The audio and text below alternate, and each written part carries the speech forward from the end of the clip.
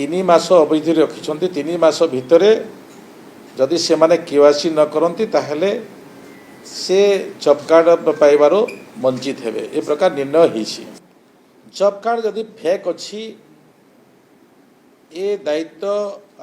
आजिकार सरकार जदि fake job card जदि बाहर करिसेंती निश्चित भाव में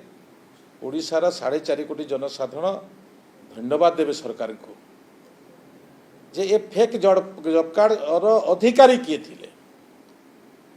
जो माने विगत दिन शासन करुथिले ए प्रति दृष्टि देवार आवश्यकता थिला कि नथिला ए प्रश्नवाची ए अर्थ किए आत्मसात करुथिला।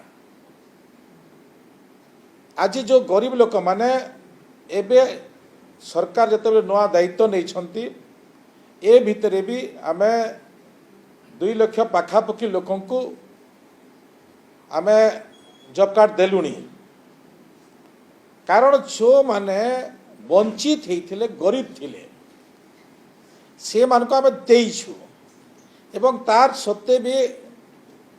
आहरी भी लोक थी पारंती किंतु संकल्प आमर अच्छी जे गरीब लोक आमे से पीएम किसान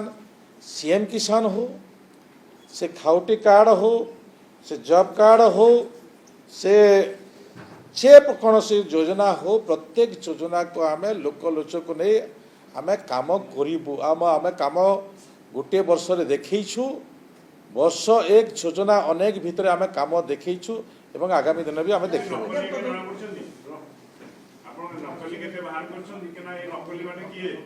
नकली जे अच्छी से बाहर से जॉब कार्ड हिताधिकारी मानक केआईसी करने जी नकली अच्छी से निश्चित भाव में धरा पड़ो नहले वंचित हेबो एवं वंचित हेले अन्य लोक लाभ पाई परिबे से दृष्टि आम लोक ही लाभ पाइबे गरीब लोक ही जो अधिकारी हेबो से अधिकार पाइबार योग्य लोक ही निश्चित भाव में ये सरकार से लाभ पाइब।